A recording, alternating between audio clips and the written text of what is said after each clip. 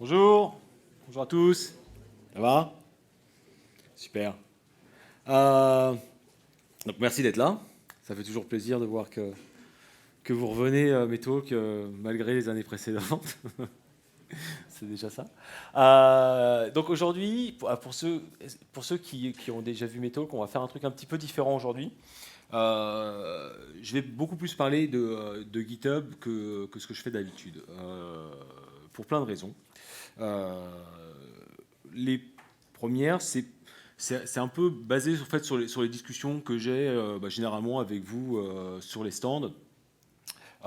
C'est toujours, c'est aussi le point de départ de mes auto-talks de d'habitude d'ailleurs, où on me dit, j'utilise, enfin les trucs très fréquents qu'on a, c'est pour la collaboration, on utilise Jira. Donc ça, c'est des choses que j'entendais il y a quelques années, qu'on entend beaucoup moins aujourd'hui.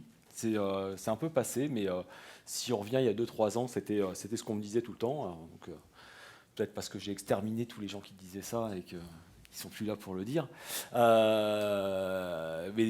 ça me rendait fou parce que pour moi, la collaboration, c'est des gens qui parlent et qui discutent et qui travaillent ensemble et c'est pas des gens qui remplissent des tickets.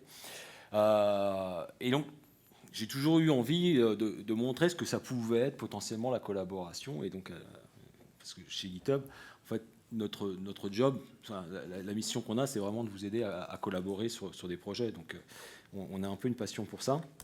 L'autre truc que j'entendais souvent, c'est ah bah ouais, dans ma boîte, on a déployé Bitbucket parce que ça s'intègre avec Jira. Je dis, ouais, alors, tu veux un outil juste parce qu'il s'intègre avec un autre outil, tu cherches pas un outil pour faire le job que l'outil doit faire normalement. Donc peut-être qu'on pourrait avoir un petit peu plus d'ambition et de définition de nos besoins pour que, en tant que développeur, on ait un outil qui fonctionne bien et qui réponde à nos besoins d'abord et pas aux besoins de ceux qui utilisent un autre outil. Vous voyez, faut peut-être regarder notre besoin d'abord avant de plaire juste à l'écosystème qui est autour. Parce que enfin, pour moi, le développeur reste la personne la plus importante dans un projet de développement. Jusqu'à présent, c'est cette personne-là qui fait qu'il y a de la productivité et qu'il y a du software qui est produit. L'autre truc que j'entends souvent, alors ça j'adore, j'utilise GitHub, enfin ouais, j'utilise Git quoi. Donc je fais des push, je fais des commits, et puis ouais, bon, on manage les users à travers l'interface web, mais voilà, pas beaucoup plus quoi. Parce que d'abord la collaboration on l'a fait sur Jira. Donc ça me fait un peu mal, et j'ai envie de vraiment vous montrer aujourd'hui tout ce qu'on peut faire par-dessus et de vous donner des idées de comment, dans votre écosystème de développement, comment, dans vos relations avec le reste de vos camarades de jeu, comment vous pouvez accélérer les choses, automatiser un maximum de choses et rendre votre travail au quotidien beaucoup plus agréable et beaucoup plus productif sans avoir à vous disperser dans plein d'outils différents. Donc c'est un peu ce qu'on va essayer de faire aujourd'hui. Pourquoi c'est important que vous utilisiez GitHub ou pas aujourd'hui au bureau? Pourquoi c'est important? C'est important parce que, de toute façon, je suppose que vous avez tous au moins un compte GitHub. Hein. Qui n'a pas de compte GitHub? Ah, il y en a un au fond. Ah, bravo. Merci. On en parlera après. Hein. D'accord? Je t'ai vu, hein, au fond là-bas. Hein. Je t'ai vu. Mais au final, généralement, bon, pour le tout reste, la grande majorité, vous avez un compte GitHub, vous interagissez avec GitHub, vous interagissez sans doute de temps en temps avec des projets open source.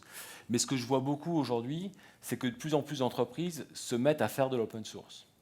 Et donc, même si en interne, elles n'utilisent pas GitHub pour plein de raisons différentes, elles se mettent à l'utiliser quand même pour exposer des projets. Et quand on veut faire de l'open source, il ne s'agit pas juste de faire un push d'un projet et puis de dire c'est bon, il est ouvert, amusez-vous. Non, faire de l'open source, ça veut dire travailler d'une manière qui est adéquate pour l'open source. Si vous balancez des releases tous les 3 mois et que vous dites à personne ce que vous allez faire, comment vous allez le faire, que les contributions ne sont pas acceptées ou que c'est impossible de contribuer sur vos trucs, vous aurez jamais, enfin, vous pouvez pas appeler ça un projet open source. Donc, vous allez sans doute, et je vous encourage même à être moteur de ça, mais vous allez être exposé de plus en plus à la création de projets open source, vous allez être contributeur. Donc là, on a un exemple de la Maïf, donc ils sont là depuis, ça fait 2 ans qu'on les voit sur Devoxx, et ils ont des projets qui sont super, enfin qui sont géniaux, quoi, parce que au-delà de l'aspect graphique qu'ils ont mis en place, ben, il y a de la vraie techno derrière, donc c'est assez sympa. Et c'est pas les seuls. Chez Decathlon aussi, ils se mettent à faire d'open source, à mettre des choses en public. On va retrouver des boîtes un peu plus traditionnelles, les Sociétés Générales et AXA, ils font aussi de l'open source aujourd'hui. Donc, ils n'ont pas encore embauché les designers pour faire des sites un peu sympas derrière, pour présenter leur open source, mais je suis sûr qu'ils vont y arriver. Le message est passé. Mais vous voyez, il y a des trucs sympas. Chez AXA, ils font des composants en React qui sont assez cool. Chez Société Générale, il y a pas mal de trucs aussi qui sont à disposition. Un représentant qui est là, donc il pourra vous en parler mieux que moi. Donc voilà, il y a de plus en plus de gens qui font des choses. Et même côté gouvernement, je dirais qu'ils sont même plus en avance que les sociétés, parce qu'avec Etalab, par exemple, il y a énormément de choses qui ont été open sourcées. Donc il y a un gros mouvement là-dessus.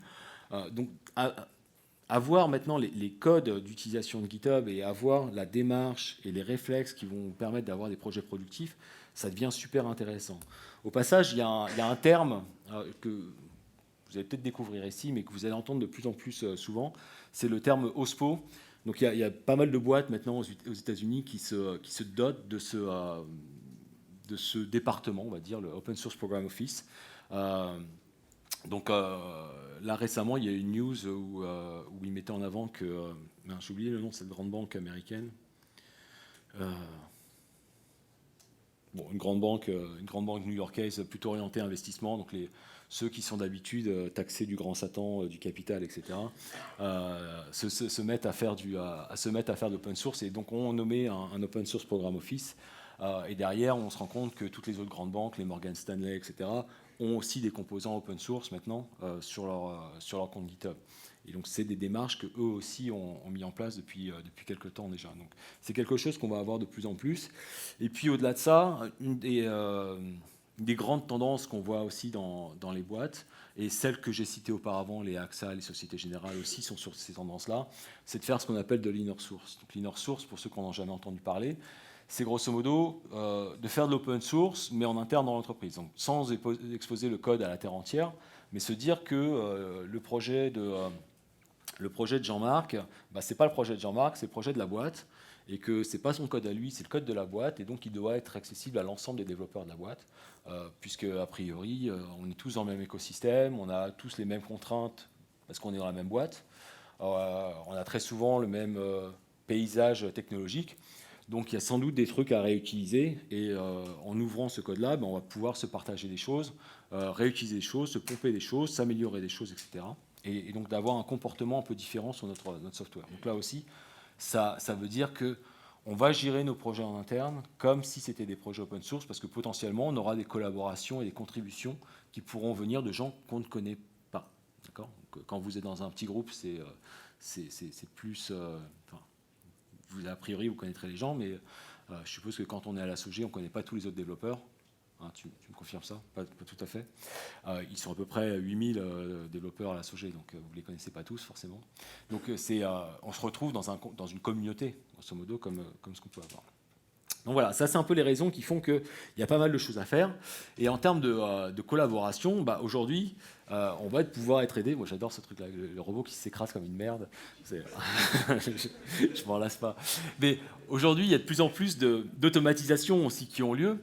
Et l'automatisation, historiquement, quand on parlait d'automatisation autour du code, on parlait, ah oui, tests automatiques, CI, etc. Mais on a... Ça, je veux dire que c'est un acquis, ça fait 10 ans, voire même plus, qu'on fait de la CI, que j'espère qu'aujourd'hui, tout le monde ici a de la CI sur ses projets. C'est devenu un point de départ normal. Enfin, je dis ça, mais des fois, je rencontre des clients qui n'ont pas encore de gestionnaire de code source, donc qui s'envoient encore des zips par FTP. Donc, peut-être qu'il y en a qui n'ont pas encore. Mais bon, je vais partir du principe que c'est acquis. Et que les interactions qu'on peut avoir maintenant avec notre système quand on est en train de coder, elles vont très très loin. Donc un exemple comme ça d'une pull request que j'adore, une pull request sur un framework de Facebook, où il y a un robot qui ouvre la pull request et il y a un autre robot qui répond au premier robot en lui disant « t'es sûr de ton truc ?» etc. Et donc vous avez des interactions entre robots sur de la génération de code. Et c'est juste magique, quoi. Quand vous avez des robots qui commencent à dialoguer entre eux pour dire bah, merci pour ta pull request et bienvenue dans notre communauté. Donc le premier robot n'a pas répondu au deuxième robot, mais je pense que ça pourrait faire des trucs assez sympas. Mais donc il y a plein de choses qu'on peut faire en termes d'automatisation autour de GitHub, et c'est un peu ça que je vais essayer de vous présenter aujourd'hui. Donc dans les automatisations qu'on va voir, déjà il y en a une qui est assez sympa, c'est Learning Lab. Learning Lab, c'est un truc qu'on a sorti il y a quelques mois maintenant, alors qui est encore dans ces phases balbutiantes, mais on va avoir des développements là, dans les prochains mois qui vont être super intéressants. Je vous montrerai un exemple tout à l'heure. Si j'ai le temps, je garderai pour la fin si on a encore un peu de temps. Mais allez le voir, hein, c'est gratuit. Vous pouvez aller sur lab.github.com. Et l'idée, c'est d'avoir un robot dans son repo GitHub pour apprendre quelque chose. Donc on a fait des cours, par exemple des cours pour apprendre du HTML ou pour apprendre à faire des pull requests, etc. Donc c'est vraiment pour démarrer. Mais l'idée, c'est qu'à terme, vous allez pouvoir créer votre propre cours. Et imaginez le truc, vous avez une application qui est... vous développez un projet depuis quelques mois déjà, avec une complexité technologique, avec un workflow que vous vous êtes mis en place dans votre équipe, etc. Donc tout le monde est onboardé là-dessus. Et vous avez des nouveaux développeurs qui arrivent dans l'équipe. Combien de temps vous mettez à leur transmettre la connaissance qui va bien pour leur dire... quand tu as une nouvelle feature, tu tires une branche, tu fais une pull request, tu fais un rebase derrière, tu dois avoir le go de tel CI ou tel outil, etc.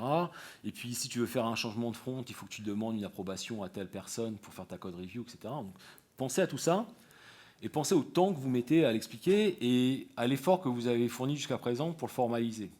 Généralement, ça reste c'est très souvent de la culture orale. Et là, l'idée, c'est de se dire, OK, ça, c'est le robot qui va l'apprendre à mes collègues et qui va permettre d'automatiser cet onboarding-là.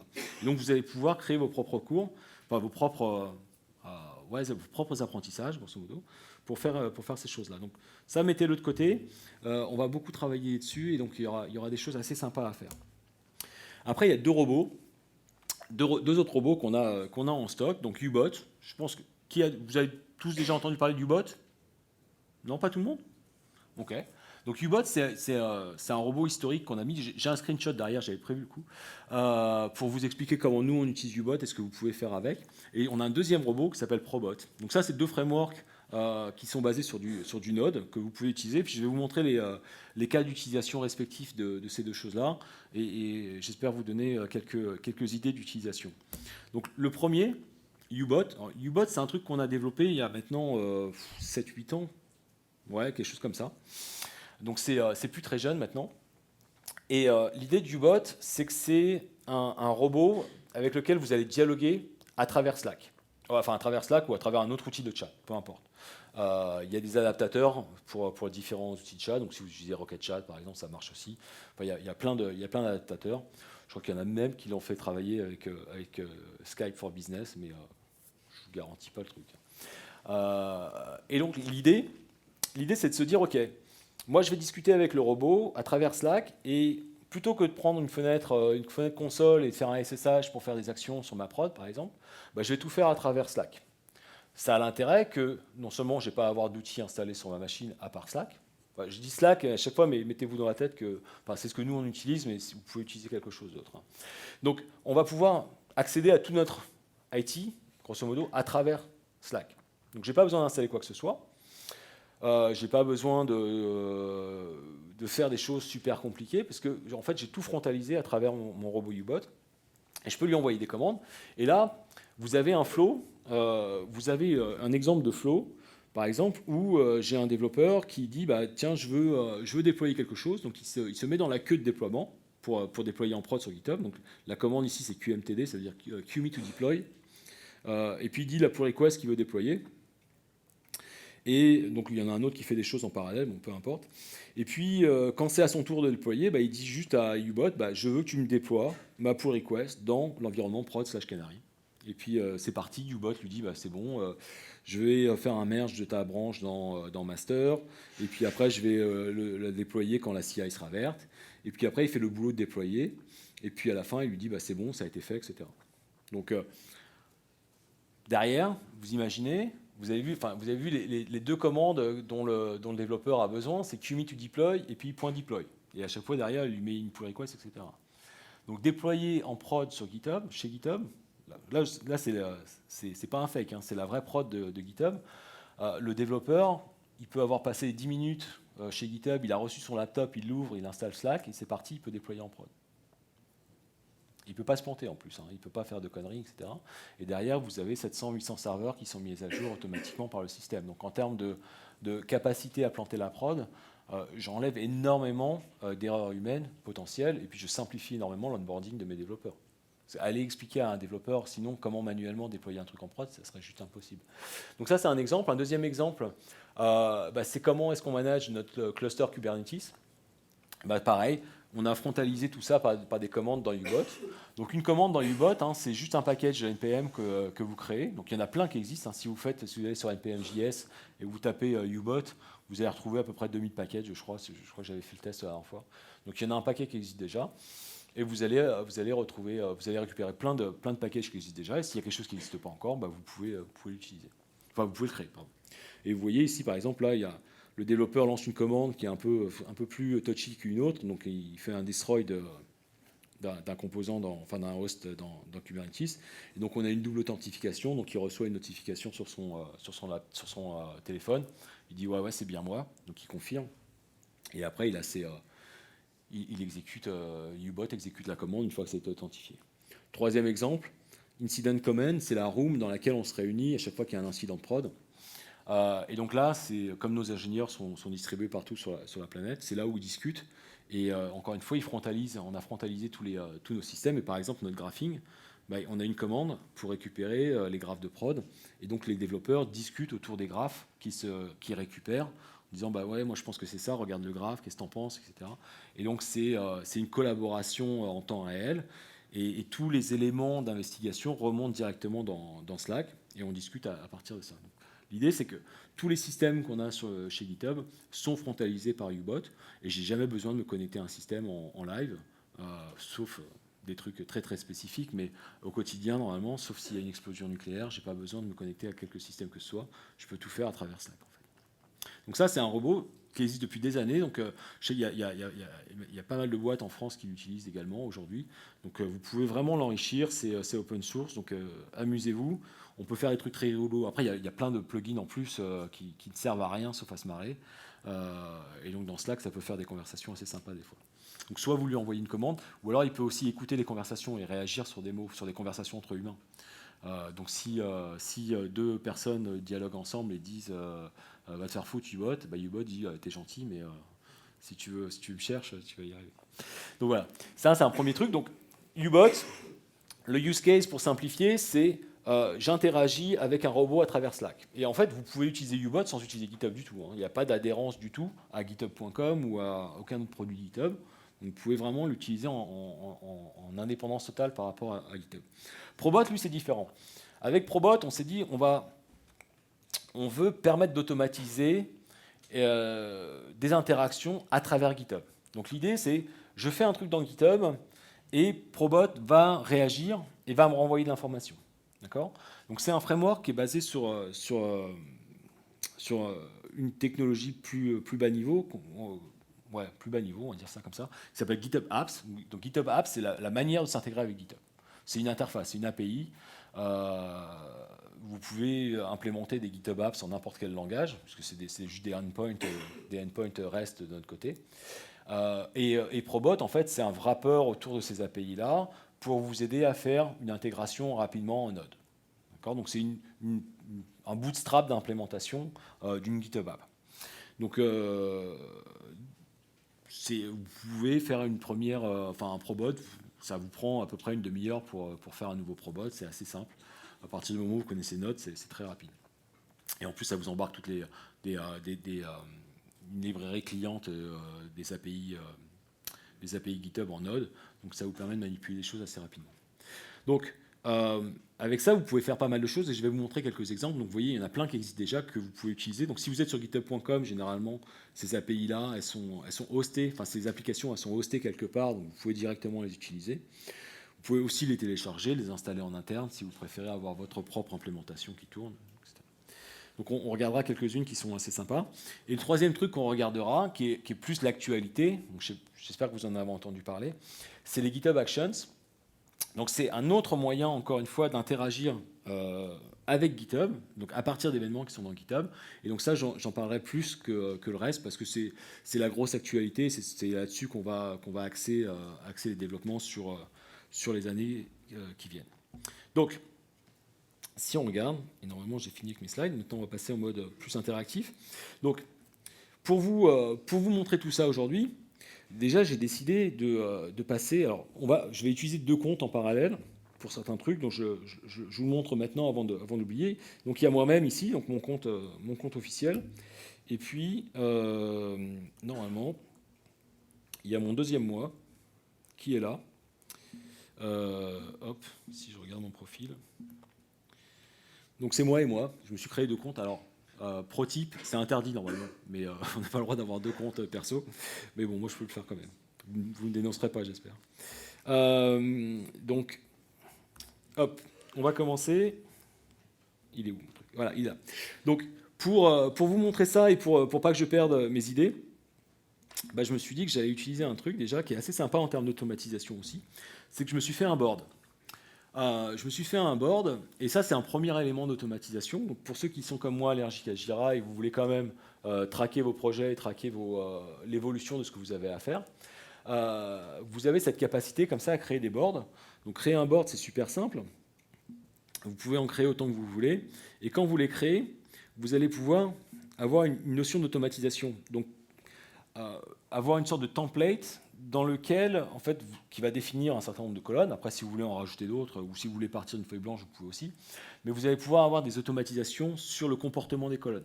Donc, qu'est-ce qui se passe quand je crée une nouvelle pull request? Dans quelle colonne elle doit arriver? Qu'est-ce qui se passe quand ma pull request elle est approuvée? Elle va automatiquement aller dans une autre colonne. Et puis, pareil, quand elle va être terminée, quand elle va être mergée, par exemple, elle ira dans une 3e colonne automatiquement. Je n'ai pas besoin d'aller bouger mes trucs. Donc, si vous êtes dans un cas où, en permanence, on vient vous chercher en vous disant tu as mis à jour le board, tu peux décaler ta pull request dans tel endroit ou mettre le sticker ailleurs, etc. Bah, si ça vous gonfle parce que c'est du reporting au final et que ce n'est pas ce que vous avez envie de faire, bah là, ça va le faire pour vous automatiquement. Donc, on va essayer de le voir. Donc, j'ai ça. Et au passage, ces notions de board, c'est génial aussi pour faire vos bookmarks d'issues sur GitHub. Par exemple, si je prends un projet, on va aller sur github.com/, Atom, par exemple. Je vais en prendre un au hasard. Hop, tac, on va trouver une issue. Voilà, par exemple, je veux me rappeler de cette issue-là. Je vais pouvoir aller, hop, directement. Non, il est là, mon truc. Je crée une nouvelle note, je fais un copier-coller de l'URL, add, et voilà, ça me fait une carte directement qui me fait un lien sur l'issue, comme ça je peux traquer tout ce que j'ai à faire. Donc moi je l'utilise en permanence, j'ai un board à moi, vous pouvez faire vos propres boards perso, donc qui sont visibles de personne d'autre dans la boîte, ou même sur internet, et comme ça vous traquez toutes les issues sur lesquelles vous travaillez, et puis c'est votre propre système d'organisation. Donc, on va y aller. Donc j'ai toute ma liste de to-do là, donc il ne faut pas que je traîne. On va essayer de voir tout ça. Donc la première des choses que je vais faire, je ne sais pas si vous avez vu, mais on peut maintenant avoir son statut sur GitHub. Donc hop, demo @devox. Puis on va dire que je suis busy. Donc comme ça, quand les gens font vous êtes mentioned dans une issue, on va faire un clear dans 30 minutes. Ils vont savoir automatiquement que vous n'êtes pas là, que vous êtes busy, etc. Donc en termes de collaboration avec vos collègues, ça peut être sympa qu'ils sachent que vous n'êtes pas présent. Donc, qu'est-ce qu'on peut faire avec ça? Alors, je vais vous sauter quelques trucs parce que j'ai beaucoup parlé. Et on va aller regarder. Ouais. J'ai installé quelques GitHub Apps sur donc des probots en fait. Encore une fois, c'est des implémentations au-dessus des GitHub Apps. J'ai installé quelques trucs comme ça qui sont assez sympas. Et notamment, un par exemple qui s'appelle Untrivializer. Donc si vous faites des projets open source, c'est toujours sympa. Quand vous avez quelqu'un qui vous crée une issue en disant bah, tiens, c'est un bug report. Au passage, je ne sais pas si vous aviez vu qu'on peut créer des templates d'issue dans GitHub. Donc là, j'en ai créé 2. Et puis j'ai automatiquement défini un template de titre, je me suis assigné automatiquement une nouvelle issue avec le bon label, etc. Et puis, je sais pas, on va dire bug implémenté. Oh bah tiens, réécrire l'application. C'est un gros bug ça. Ah merde, non mais non, je suis bête. Implémenter le bouton. Ça veut rien dire, mais c'est pas grave. Et généralement, les mecs sur Internet, ils disent « it should be easy ». Ils vous disent toujours « bah ouais, je vois pas pourquoi tu le fais pas, c'est facile ». Eux, ils le font pas, mais ils vous disent que c'est facile. Donc, pour lutter contre ça, il y a un mec qui s'est dit « j'en ai marre d'expliquer aux gens que non, c'est pas si facile que ça ». Et donc là, si j'ai du bol, le bot va réagir, et j'ai pas de bol. Donc des fois, l'instance dort, donc il faut qu'elle se réveille. Allez, petit refresh, non? Bon. Alors, donc il dort bien. Donc on va aller chercher. On va aller chercher. Je crois que je l'avais fait ici. Voilà. Donc normalement, on vérifiera après, mais normalement il va arriver. Et puis le robot Untrivializer, il dit bah, t'es sûr de ton truc? Il dit Dumine, ça peut être facile, mais ça peut avoir des implications qu'on ne connaît pas, etc. Et j'aime bien parce qu'il y a même un petit lien dans le message qui vous met vers une page Wikipédia qui vous parle du planning fallacy, etc. Donc, je sais, il y a une partie éducation qui est vraiment très très sympa. Et ça vous évite, ce qui est génial, c'est que ça vous évite d'avoir des conversations un peu compliquées avec le contributeur qui va après s'énerver, etc. Là, au moins, il comprend le message généralement et c'est assez sympa. Donc, on reviendra là-dessus, puisque je pense qu'il va finir par se réveiller puis par nous commenter ça. Et enfin, nous interagir avec nous là-dessus. Ok, je vais mettre ça de côté. On va se dupliquer, puis on reviendra dessus après. Ça devrait arriver bientôt.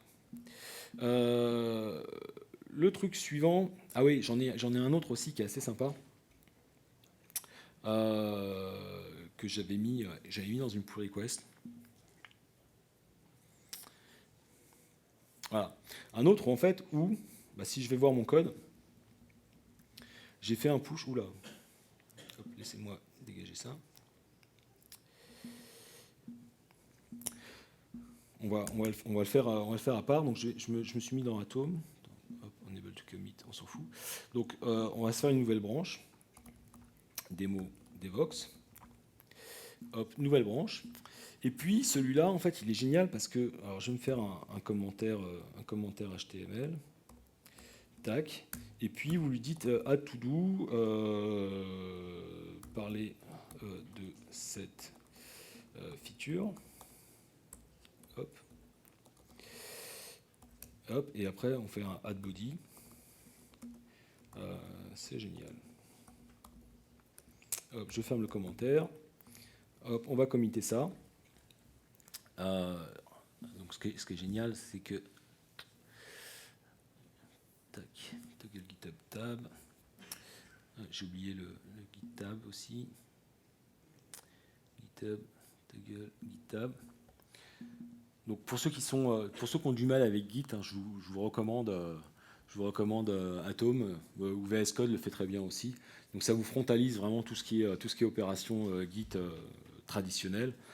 Ça rend l'usage de Git vachement plus simple et vous pouvez faire des trucs assez sympas avec. Alors moi j'ai juste un petit bug, c'est parce que j'ai activé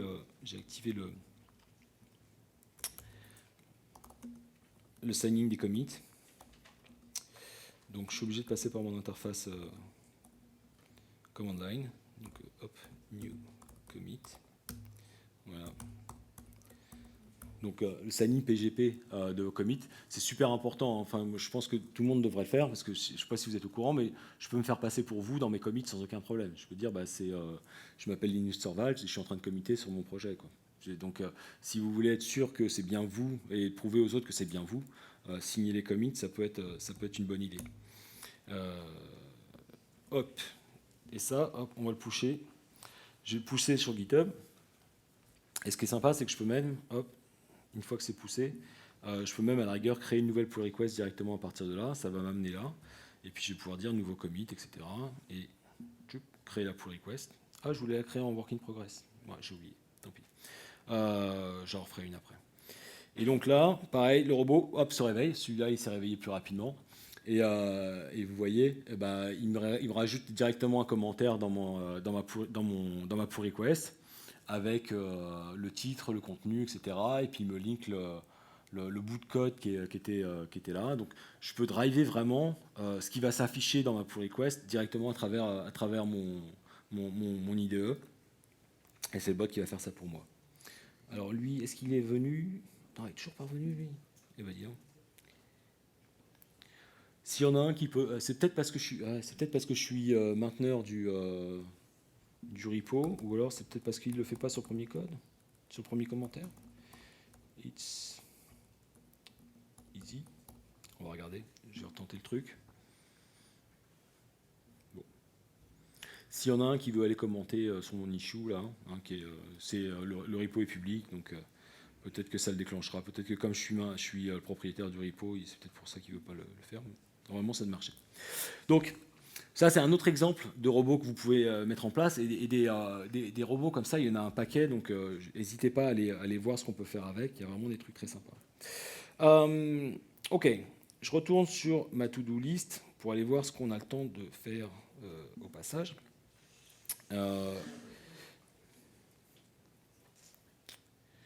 Hop, donc on a vu on a vu ça. Hop, je vais reprendre ma pull request. Au passage, il y a des trucs qui sont assez sympas. Je ne sais pas si vous l'avez... Ouais, j'aurais dû le montrer au passage. Vous voyez, il y a un problème. Si vous avez adopté le principe de faire des code reviews, trouver qui est la bonne personne pour faire une code review, c'est toujours problématique. Parce que, surtout si vous êtes sur un gros projet avec plein de dépendances, avec plein d'équipes, etc. Donc savoir que quand je touche le back-end, quand je touche l'accès aux données par exemple, ça doit être telle équipe qui doit revoir le truc, ou quand je touche le front, ça doit être telle autre équipe qui doit revoir le truc. Avec la possibilité que vous avez de créer un fichier qui s'appelle Code Owners, vous allez pouvoir définir les rôles et les responsabilités dans le projet et dire qu'à partir du moment où je touche le HTML, par exemple, je vais avoir cette équipe-là qui va être automatiquement sollicitée et qui va devoir donner son avis. Et si vous mixez ça avec la possibilité de faire une pull request flaguée Work in Progress, vous assurez que les équipes vont être sollicitées au moment où vous allez être prêt. Parce que jusqu'à présent, dans GitHub, dès que vous créiez la pull request, bim, il y avait des notifications qui partaient dans tous les sens. Et si vous créiez les pull requests tôt, bah, vous aviez des gens qui étaient sollicités, qui vous disaient ah bah, ton truc il n'est pas fini. Bah oui, il n'est pas fini parce que je suis en train de travailler dessus, etc. Donc, et après, les gens oubliaient de revenir dessus pour faire la revue. Donc maintenant, vous avez la possibilité de flaguer et déflaguer une pull request comme étant work in progress, et donc de n'envoyer les notifications qu'au moment où vous allez être prêt. Donc ça, c'est assez sympa. Je vais faire un autre petit changement dessus. Ah, merci. Mais non, il marche pas mon truc. Ah non, tu t'as mis c'est génial, mais c'est pas ça que je voulais moi. Moi, je voulais que tu commentes là. T'as commenté ici aussi? Ah, voilà. Alors, en fait, c'est parce que c'était, ouais, c'est parce que j'étais le. Moi, j'ai le droit de dire que c'est facile. Voilà, c'est pas mal. En fait, c'est pas con comme truc. Voilà. Bon, vous pouvez arrêter de commenter. Hein, c'est bon. Donc, on va refaire un petit changement quand même dans mon code. J'en ai. Je vois plus rien. On va dire welcome Devox évidemment. Hein, et puis je vais committer ça. Tac. Alors, ne surtout pas faire l'exemple de choses à pas faire, mais le commit qui sert à, enfin le message de commit qui sert à rien. Et puis vous voyez, je suis feignant, donc je vais faire un git push à partir de là. Et c'est juste pour que ce soit plus rigolo. Donc, un autre exemple de GitHub Apps. Donc toujours un probot qui a été fait. L'idée ici, c'est de se dire, ok, je veux me faciliter la vie quand il s'agit de faire un déploiement. Et potentiellement, je peux travailler avec des gens qui ne sont pas techniques et qui veulent voir le résultat de ce que je suis en train de faire. Par exemple, il y a une validation fonctionnelle à faire sur un développement en cours. Bon, la personne peut vouloir venir ici. Et on a fait un système, on peut interagir, hein. L'idée c'est de pouvoir interagir potentiellement à travers GitHub avec le reste des gens avec qui vous travaillez. Et puis j'ai fait un système ici en fait qui utilise l'API de déploiement de GitHub. Donc l'API de déploiement de GitHub, pour ceux qui ne savent pas, elle ne fait pas de déploiement. C'est ça le truc. Au début, le concept est un peu bizarre. L'idée, c'est d'envoyer un message, un ordre de déploiement à GitHub qui va le forwarder aux applications qui sont abonnées à cet événement-là. Donc on est juste un middleware, mais l'idée, c'est de pouvoir surfacer ces événements-là dans GitHub pour que tout le monde soit au courant. Donc j'ai fait une application comme ça où on va dire, si je mets le label Deploy to Production, je vais déployer en production. Je vais faire une demande de déploiement en production. Si je mets le label Deploy to Test, je vais faire une demande de deploy en test, évidemment. Et donc là, je pose le label et j'ai mon autre robot qui va voir ça. Voilà, ce robot qui s'appelle Deploy. Et donc il réagit à cette apposition de label et il va envoyer cet ordre de déploiement qui va être implémenté par quelque chose. Donc ce quelque chose, ça peut être n'importe quoi. À partir du moment où ce n'importe quoi sait écouter ce qui se passe dans GitHub, il va pouvoir le faire. Et ici, ce n'importe quoi, en l'occurrence, c'est évidemment des GitHub Actions. Donc on va aller voir ça. Donc l'ordre que j'ai envoyé a déclenché normalement un deploy to test, qu'on a reçu il y a quelques secondes. Et donc j'ai ce workflow de déploiement qui est en cours d'exécution. Donc, tout ça, c'est basé sur GitHub Action. On va regarder ce qu'il y a dedans. Mais l'idée ici, c'est que je regarde de quel type d'événement il s'agit. Si c'est test, c'est bon, je passe à la suite. Et puis, je crée une image Docker. Et puis, je fais plein de trucs reliés à Docker. Donc, je pousse l'image, machin. Enfin, je fais des trucs dans Azure. C'est génial. Et au final, ça va me déployer à terme mon conteneur dans une web app dans Azure et ça sera disponible et ça va m'envoyer le message. Alors ça prend quelques minutes à s'exécuter parce qu'il y a pas mal de choses qui se font et puis Azure n'est pas la plateforme la plus rapide du monde. Je dis ça, je dis rien. Mais ça prend un peu de temps. Donc en attendant, je vais vous expliquer comment ça marche. Donc l'idée c'est quoi? C'est déjà les GitHub Actions. Donc au passage, disclaimer, c'est encore en bêta sur github.com. Donc vous pouvez vous inscrire au programme bêta. On l'ouvre, on rajoute des gens de manière assez progressive, mais c'est assez ouvert maintenant. Et donc l'idée, c'est que j'ai un fichier dans mon répertoire .github, qui est là, qui s'appelle main.workflow, et qui va décrire mes workflows, parce que je peux en avoir plusieurs en fonction des différents événements que j'écoute. Donc là, j'en ai un qui va me nettoyer tout mon environnement après. Donc tous les déploiements que je suis en train de faire, quand je vais merger ma pull request, je vais les supprimer. Donc je vais supprimer mon conteneur Docker, je vais supprimer mon application, etc. Parce que sinon, si je fais jamais le nettoyage, ça va être catastrophique. Je peux faire potentiellement un peu d'intégration continue. Donc là, c'est juste des commandes npm, etc. Et puis là, le déploiement en test, il est là. Donc comment ça marche? C'est très simple. Quand j'ai besoin de faire une nouvelle tâche, je vais peut-être passer en mode édition d'ailleurs. Plus simple. Hop. Et donc, il faut que je reprenne mon deploy to test. Alors, attendez.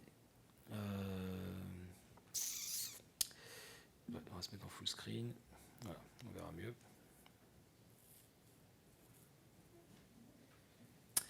Donc, si je veux faire une nouvelle étape, hop, drag and drop, tout simplement, et ça m'amène sur cet écran-là qui me permet de choisir une des actions que je veux utiliser. Donc des actions, il y en a un paquet.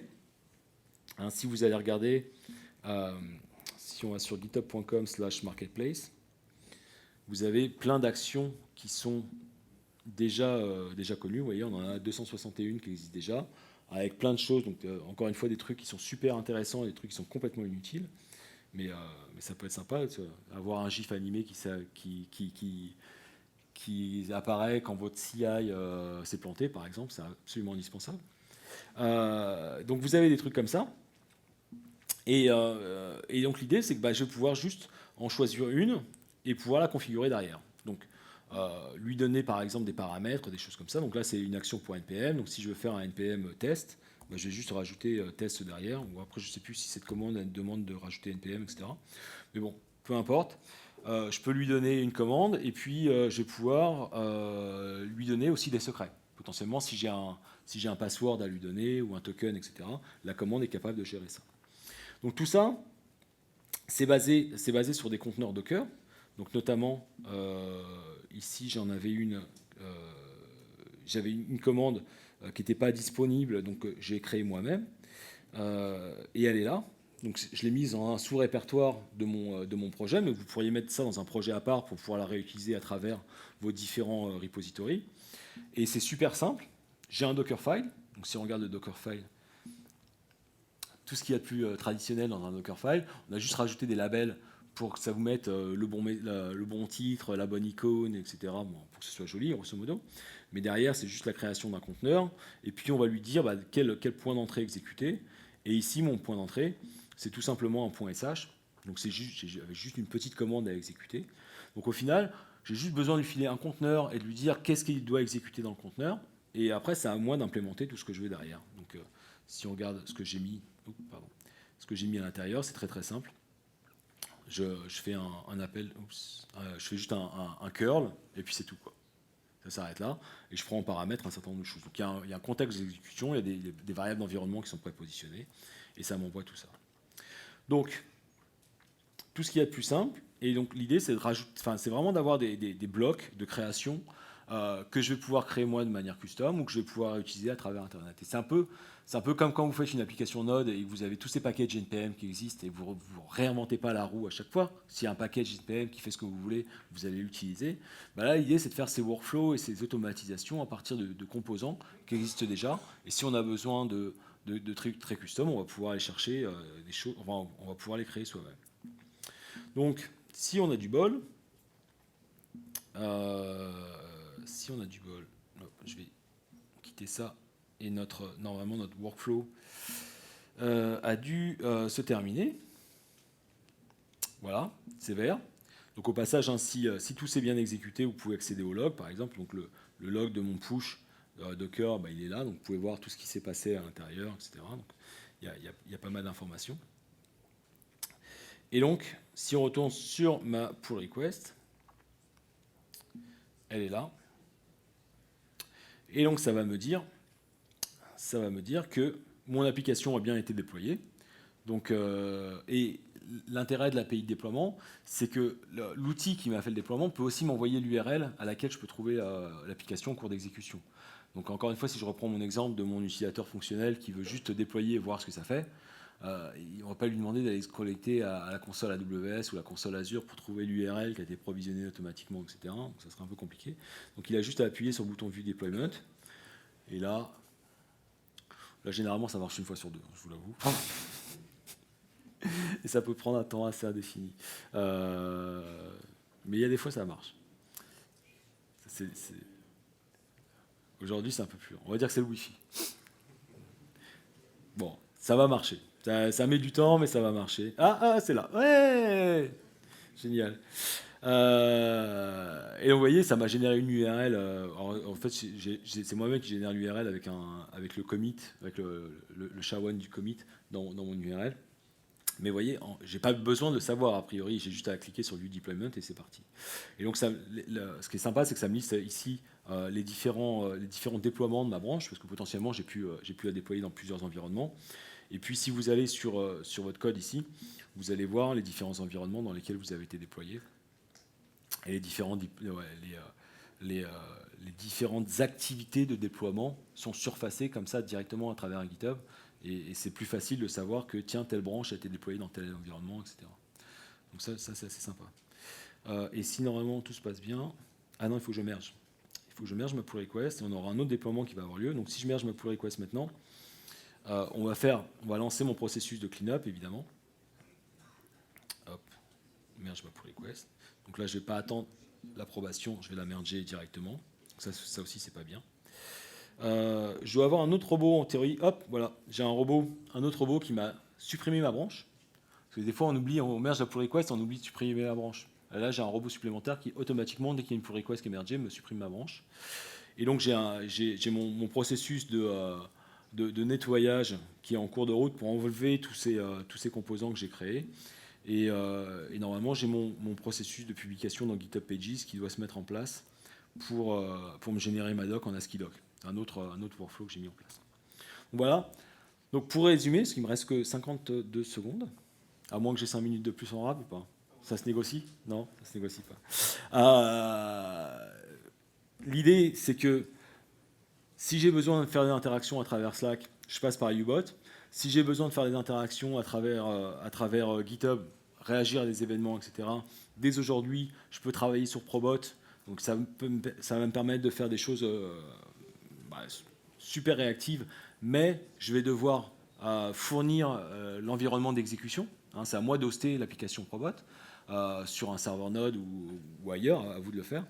Et avec GitHub Actions, l'idée c'est que ça s'exécutera directement sur GitHub à travers des conteneurs, et que mon building block c'est du conteneur, et l'idée c'est de penser mon workflow de manière réutilisable pour faire des composants que je vais pouvoir faire un mix et match et réutiliser à volonté. J'ai fini, je suis dans le coin, il y a le stand GitHub là-bas, on a des stickers. Merci.